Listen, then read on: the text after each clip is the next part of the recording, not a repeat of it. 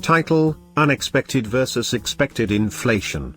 Unexpected inflation will tend to hurt those whose money received wages and interest payments does not rise with unexpected inflation. In contrast, inflation can help those who owe money that they can pay in less valuable money. Low rates of inflation have relatively little economic impact over the short term. High rates of inflation can muddle price signals in the short term and prevent market forces from operating efficiently. High inflation can complicate long-term savings and investment decisions.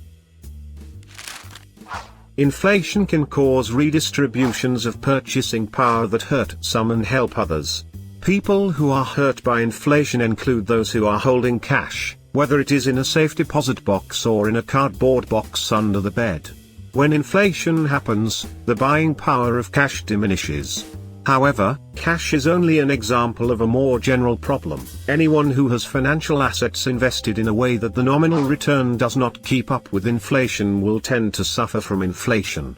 For example, if a person has money in a bank account that pays 4% interest, but inflation rises to 5%, then the real rate of return for the money invested in that bank account is -1%.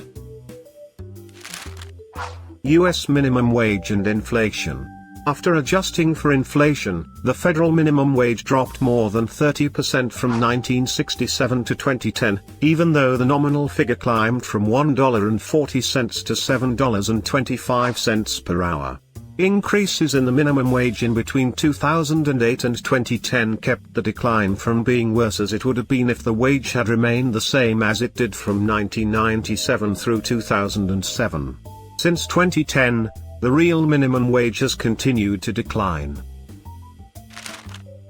Prices are the messengers in a market economy, conveying information about conditions of demand and supply. Inflation blurs those price messages. Inflation means that we perceive price signals more vaguely, like a radio program received with considerable static.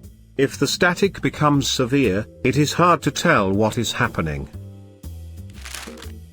High and variable inflation means that the incentives in the economy to adjust in response to changes in prices are weaker.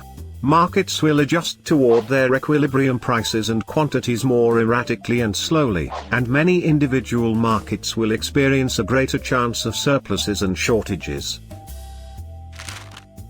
Inflation can make long-term planning difficult.